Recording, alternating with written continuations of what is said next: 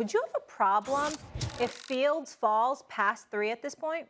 Me personally, and the reason why I justify it is because I'm going based on NFL people, not myself.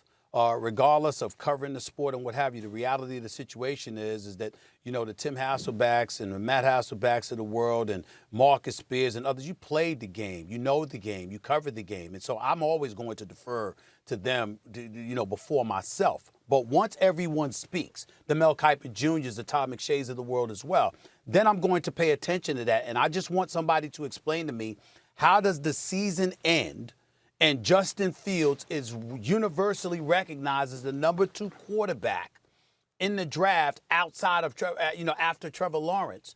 And somehow, some way, without a game being played, without an interception being thrown, without a turnover being committed, without an incompletion pass being thrown, this brother drops to arguably the 5th best quarterback in college football. How the hell does that happen? I mean, I understand that we weren't watching too much of Zach Wilson at BYU, and we didn't see, Trey Lance at North Dakota State, and we did, I saw Mac Jones, and obviously he played lights out in the national championship game. Well, listen, I'm not taking anything away from him because Mac Jones did a really damn good job, but in the same breath, I mean, if I got a guy like Devontae Smith that's catching for 215 yards in the national championship game and 3 touchdowns and running roughshod over my defense, and there's no answer for him whatsoever, that's gonna probably make me look good. I'm gonna think about him in the national semifinal, meaning Justin Fields in the national semifinal game against Clemson, and this brother throws for 385 yards, 6 touchdowns, and just 1 interception, and completes 78% of his passes. I'm going to pay attention to that. I'm going to pay attention to the level of competition that he goes against at The Ohio State compared to what Trey Lance is going against at North Dakota State or Zach Wilson is going against at BYU. And to go from the number 2 pick, or the number 2 quarterback, rather, to number 5, where you got literally 4 quarterbacks ahead of you, I'm just looking at it and I'm saying, what the hell is going on here? So for me, the only reason I say I would have a problem, if you're telling me he's not that guy, then I want to know what the hell was everybody saying, what they said for when the college football season ended. Because they were the ones telling us, it's Trey Lawrence, Trevor Lawrence, and then there's Justin Fields. And we didn't hear any of those other names. As a matter of fact, immediate speculation was that Mac Jones was going to be a middle to late first-round pick. And now we're talking about he's going number 3 overall. I got a problem with the evaluations that were evidently prematurely put out there.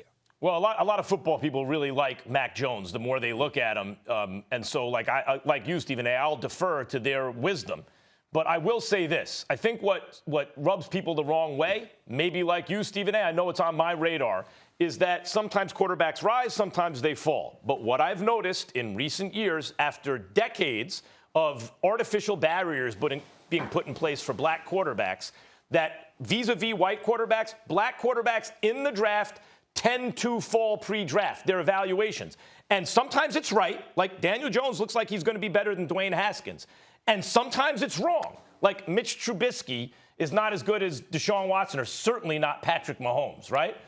But I say Watson because he seemed to be the guy falling and Trubisky the guy rising, and Mahomes maybe didn't do either.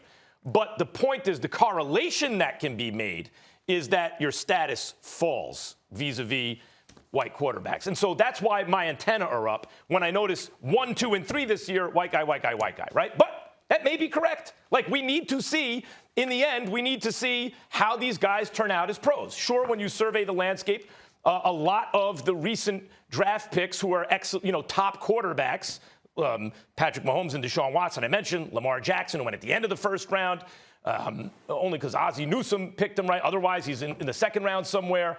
Obviously, Dak Prescott and others. We see that draft position, a lot of times they're doing a lot better than their draft position would indicate they should be doing, and that tells me something. But all that is to say that is an issue. But I don't have a problem, per se, with Mac Jones going 3rd if you're talking about in Shanahan, a real brilliant offensive guy who surveys the landscape and says, I want that guy.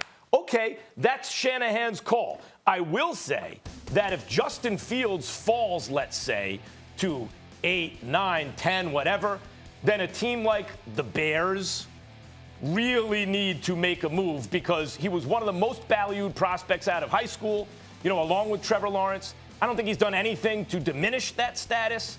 He looks like the total package to my eye, at least, Tim. And some quarterback needy team might have a steal this draft if he falls. Look, I think he is the total package. I'm on record, and I've been on record a long time before, quite honestly, before the talk about Mac Jones being the pick for the Niners, is saying Justin Fields, I believe, is the second best quarterback in this draft. Now, I also believe that the Jacksonville Jaguars believe that Justin Fields is the second best quarterback in the draft. The problem is the Jaguars just pick one. They don't pick 2 and 3. And so, the one thing I would say about what you said, Stephen A., is I don't think there's not a unanimous feeling about him being the number 2 guy. Look, I felt like when I said he was the second best quarterback in the draft, I felt like I was going against the grain to what I was hearing people say about the quarterback situation. There was a lot of buzz early on about Trey Lance, and then because of when his pro days were happening, it seemed like we weren't talking about him as much. I think that Justin Fields is talented enough to be a league MVP one day. That's how strongly I feel about Justin Fields as a prospect. Do I understand how a team like the Jets could have a preference from a guy like Zach Wilson with his skill set? I actually do. Would I understand what people maybe think the projection could be for Trey Lance? I could see it. It wouldn't be what I do, but I could see it. I'm just being totally candid about it. I'm not here to bash Mac Jones, but when the Niners moved 9 spots, I thought there's no way in the world it's for Mac Jones. To me, I thought it was it had to be for a guy like Justin Fields, maybe Trey Lance.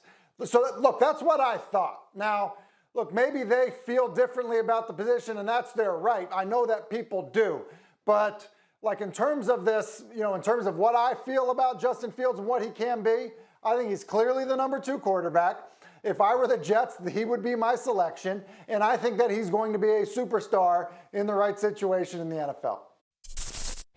Thanks for watching ESPN on YouTube. For live streaming sports and premium content, subscribe to ESPN+.